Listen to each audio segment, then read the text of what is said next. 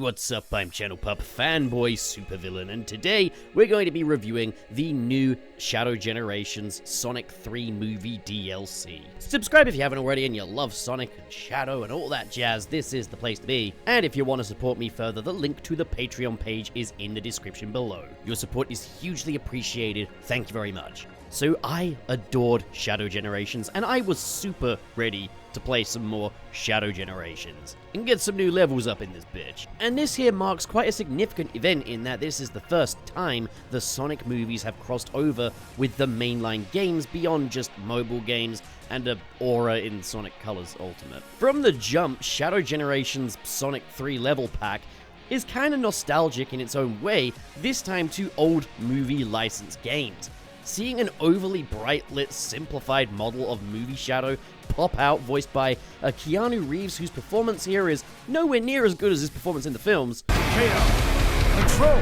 Took me right back to the PS2 era. And if you think I'm being negative about that, no, I actually love that. But I gotta start with a little bit of bitching.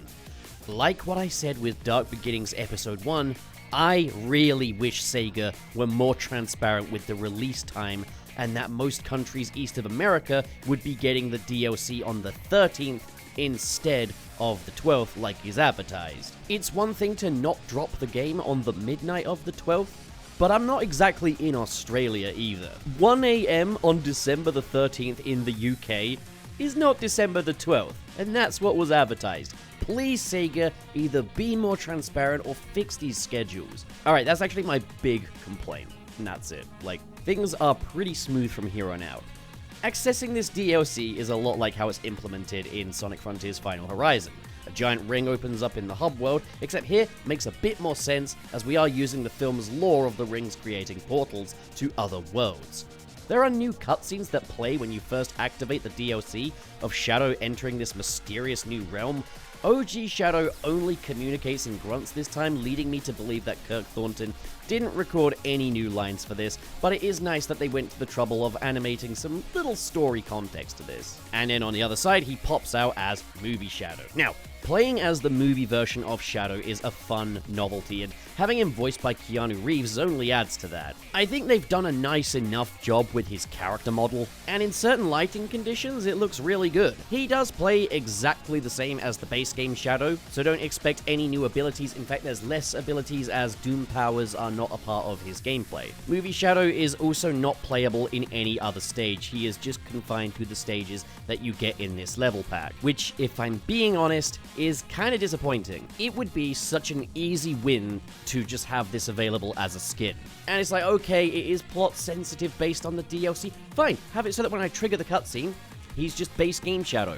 Or maybe have it so I unlock the skin for greater use once I've beaten all of the stages. But to just have this skin confined to these three is just silly. He shares mostly the same animation data as the base model. The idle animations are all the same, the running animation is very much the same. The only real difference here is the jump ball, and I'm sure it wouldn't be difficult to program that in. You might not mind it, but there's no excuse for this. I've heard, oh, but they would have to animate the cutscenes with Movie Shadow.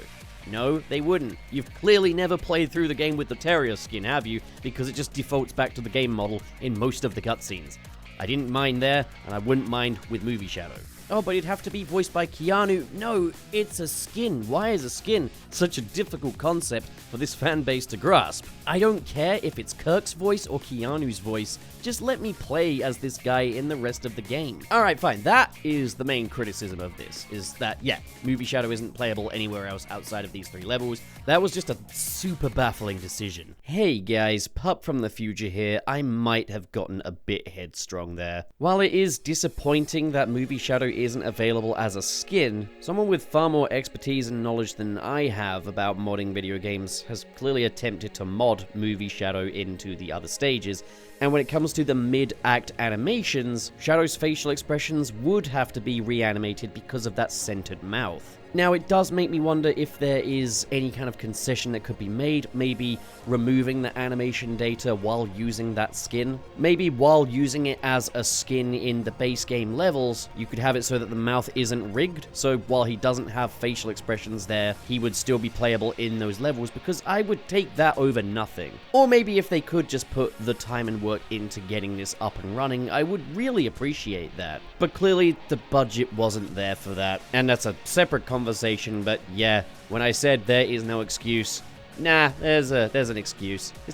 It's not great, you know? I guess this is more understandable than I've given it credit for. A lot of time and budget will have gone into creating this brand new Shadow model, creating these brand new cinematic animations for him, and the Tokyo assets, just a lot will have gone into this. This wasn't like Sonic Frontiers, where it was like, the island is already made, you just have to add in all the assets and make new challenges out of that. There were a lot of devoted assets for this DLC.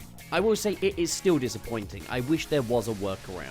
If maybe the budget could be higher, but no actual judgment on anyone that worked on this or directed this or anything like that, because it is quite clear a ton of work went into this. So in terms of content, you get 1 act and 2 challenges. The main act is Tokyo, and it takes you from the city to the railroads to the subways to the highways to the sky tree. You've got helicopters attacking you, starting fires that you have to dodge. And like most of the stages in Shadow Generations, there is a great sense of world building and exploration here. This feels like a lived-in city. The assets used for this realistic Tokyo look terrific. They are really detailed. I love the way the reflections look in them. And I think this is probably where a majority of the budget went this time.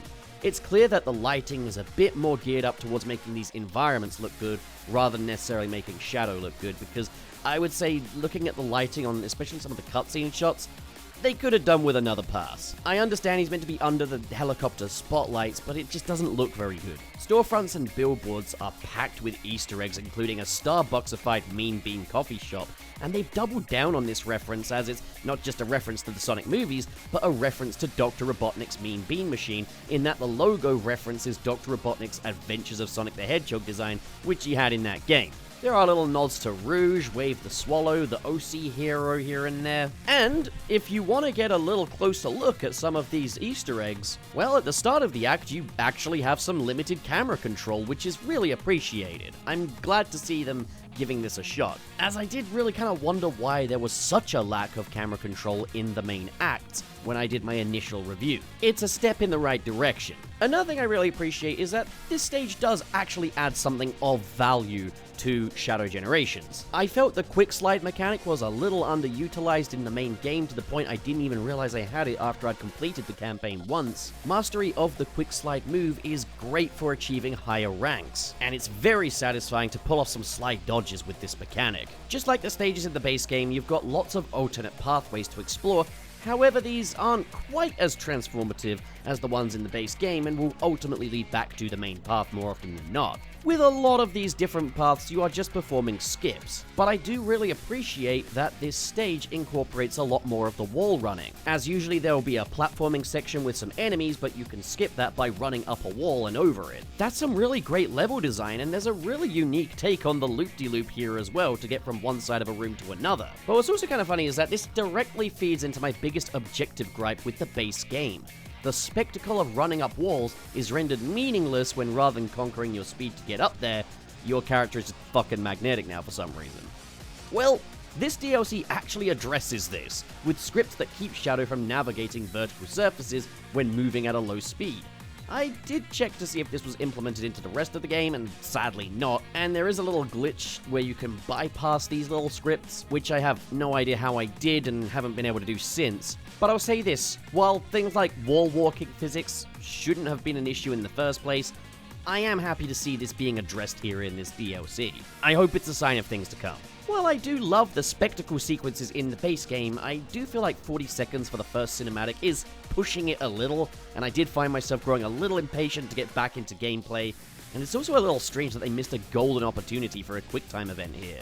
Like, several actually. Like, maybe we could press a button to get that helicopter's door off? And while in the past I haven't cared much for extensive rail grinding sections, I actually really appreciate how well designed they are here, and they provide a little more challenge in terms of timing. There's not really much to say about this act alone. It doesn't stack up to the greatness of some of the best levels in the base game, but I'd still say it's a step up from level design that we've seen in Sonic games before Shadow Generations. Now, seeing that the main act was done, I did feel a little deflated that there was no Act 2 or anything like that, and we were just going straight into the challenge act. But, to be fair, the challenge gates are a bit more substantial than they were in the base game, as rather than taking a few seconds, these ones are a bit closer to full stage length. They both revolve around collection quotas as well, with Challenge 1 requiring you to pop a certain amount of balloons, and Challenge 2 requiring you to collect a set amount of rings. And these challenges can take quite a bit of trial and error to S rank. You have to kind of have a strategy in mind, but especially in the case of the balloon challenge, I do appreciate how the level demonstrates to you that hitting a lower balloon when you're on a vertical trail of balloons is the way to go, as they do propel you upwards. This is a good piece of intuitive game design. And then for the ring challenge, there's also a lot of Chaos Spear involved as well, even ways you can manipulate the rings using the Chaos Spear, which is really cool. Collectibles also return, littered throughout the main act. In each different path, there are artwork pieces that you can look at in the collection room. These are just renders of this new movie Shadow model in action, and they look good, but I won't lie, I would take concept art or something else over this. These just feel like promo screens that I had to unlock. And, well, that's it. At the end of Act 1, Shadow returns to white space and says he'll return to this dimension, but that's the entire story here. Nothing to really say you've beaten it, so I did come back to check if there was maybe an Act 2 when the Doom World was activated, but no, there's nothing. So what's here is overall solid. Tokyo Act 1 doesn't really stack up with the best acts in the base game, but it is still a good original stage for this game that will scratch the itch if you wanted a little more out of Shadow Generations. Heck, if you were disappointed at the lack of Shadow the Hedgehog 2005 representation in its level selection, well, they're clearly evoking Westopolis with this as much as they can. The music is a remix of Westopolis, we're exploring more underground areas akin to Westopolis, the opening of the second challenge act, very Westopolis coded. It's just a lot less grungy than Westopolis. I mean, I'll put it this way. If I were a diehard Shadow 05 fan, I don't know if I would accept this as representation for Westopolis, because it's Tokyo. It's not Westopolis. It's just been kind of reverse engineered into a consolation prize, effectively. But even down to the fact that the only two challenge stages revolve around collection quotas feels like a deliberate choice to kind of evoke those Shadow 05 vibes here. So overall, if you love Shadow Generations, it's a teeny tiny encore that I'll be happy to revisit from time to time, and I'll happily factor into future Shadow Generations playthroughs. You're really going to get the most out of this if you are someone that likes to really replay these stages and get the best possible time. It presents a new opportunity to do a little more with some of the skills that the base game underutilized, and it's a consolation gift for fans of Shadow 05, while also being a fun little crossover with the movies. What's funny is the implication that Game Shadow and Movie Shadow are the same person. Could it be that in the multiverse, our counterparts are just vessels, and that there's like a singular consciousness that inhabits all of them across the multiverse without us even realizing it? What happened to Movie Shadow during all this? Were there two Shadows running around West Tokyopolis? Or did Movie Shadow black out and Game Shadow just kind of take over for a bit? Did Movie Shadow maybe populate another multiversal Shadow? Was he Boom Shadow for the day? Ooh, the theories are abundant. I have to pretend now that I have no idea how much of this will factor into the film now, don't I? I will say I would have appreciated if we could have maybe factored Doom powers into these stages, as they do give us access to a lot of different ways to play and master these stages, but at the same time it's a meat and potato speed stage, and a damn good one at that, so I'm happy with that. Hey, if Shadow loses his Doom powers while in this dimension, could he not maybe just consider staying here for a little bit longer? Now look, I'll say this. Yeah, tempered expectations. This is an itty-bitty little DLC. 3 stages, 2 of which are challenges. I kinda let my hopes run away with themselves when I was hoping for a miniature hub world and a boss fight against Team Sonic, but for what, $6? I think this is maybe just a teeny bit steep, considering that if you're not someone who religiously replays Sonic stages, you're gonna get about the same amount of playtime out of this as you would in Episode Shadow of Sonic Forces. Well, maybe a bit more actually, given that the levels are longer. I'm gonna be honest though, I think there's an easy fix here. I think making the movie Shadow skin playable in the rest of the game would do wonders to bump up the value. I would have willingly paid $5 just for a movie Shadow skin that I could play in the entire game alone. So pairing that with a level pack would have been great value, and I just don't understand why we can't have that. I'm not gonna lie here, guys. I'm gonna sound like the world's biggest hypocrite, but I could have gone for some 2D stages if it meant there'd be a little more content here. I mean, heck, the 2D stages in Shadow Generations are excellent, and I've had a ton of fun replaying them, so I guess my agenda is changing. I'm no longer entirely against 2D stages in modern titles, but you know that I'm going to push so hard that the Sonic Mania or Sonic Superstars sequel has 3D stages. Actual stages, not just special stages. The world is ready for that now. Imagine Act 1 being 2D, Act 2 being 3D in a Sonic Mania sequel. That'd be awesome. No, this is not adding on a whole extra 6 hours to the game like Sonic Frontiers Final Horizon did, and it's nowhere near as substantial as the DLC for Sonic Dream Team, but in fairness, Sonic Frontiers was a glorified focus test. A fun one at that, but what you're getting here is far more polished. And Sonic Dream Team, you pay the price of this DLC once a month just to play that game, so yeah, actually, the value isn't as great. On a whole, it didn't set my asshole on fire, but it's 3 more acts to play over and over again. I think something like this should have been done over a decade ago with Sonic Generations. Little level packs with 3 new stages every once in a while is a great way for Sonic Team to get more out of each Sonic release and keep fans sated until the next one. I did see something about a season pass though, so maybe there's more to come. Now, there's not really enough here to justify its own video, so I'm going to quickly talk about the newly revealed Sonic game. So yeah, Sega really are keeping up with regular releases here. This time it's another racing spin-off. We've got our very first cinematic teaser for Sonic Racing Crossworlds, which is clearly the next game in the Team Sonic Racing lineage, as they're keeping that R insignia from Sonic R for the logo as well. And from the jump, I'll admit, I'm kind of bummed out that it's another kart racer. I am so ready for a foot racer or extreme gear or something. Although, that there on the wall does look a little bit like an extreme gear. Maybe it's just an Easter egg, maybe it's just a background thing, or maybe it's part of the gameplay. Maybe they're doing kind of the Team Sonic Racing Transform thing where you switch between kart racing, but this time you switch to foot racing, or this time you switch to extreme gear. While the Sonic Racing spin-offs that are in the cars have been consistently good, I just think as an aesthetic thing, the extreme gear is way cooler. We shouldn't have to cling to karts by this point. I will say this game is presumably coming out next year, and it's not the year of Shadow anymore next year, but we're still seeing Shadow front and center in this teaser. And we see him drive from what looks to be maybe Westopolis or West Tokyopolis, as I've dubbed it, through a portal ring leading to anywhere, and the colors that you can see in this portal ring are kind of similar to the style guides of Sonic Prime. And I mean, with the title Crossworlds, it does sound like this could be a multiverse project, and as tiring as the multiverse concept is, if they're utilizing the many different, now discontinued versions of Sonic the Hedgehog in any capacity, I'm here for it. That actually could be a really good way to bring back some older versions of this character. Sega have been quite precious about having a centralized timeline, but with the Sonic 3 movie DLC, it seems like we could open the floodgates to something quite interesting. Imagine a Sonic racing game, but you can choose to play as Modern Sonic, Classic Sonic, Movie Sonic, Boom Sonic, fucking Greg Martin's Sonic, get the Prime cast in there, get some characters from the movies, have Wade Whipple, and because it's just a racing spin-off, these are effectively just characters you can play as, they don't have to interact, you don't have to overthink their play styles, and the more I'm saying, the cooler it sounds and the less likely it is. But I mean, if they're listening, ooey wooey, maybe we could get some other Sonic universes in here that aren't made up. But I mean, at the same time, I would be open to Sonic Prime stuff appearing in here anyway. If Sega are interested in resurrecting otherwise dead versions of this brand for a kart racer, then I'm there for it. But I'm not going to set my expectations all that high.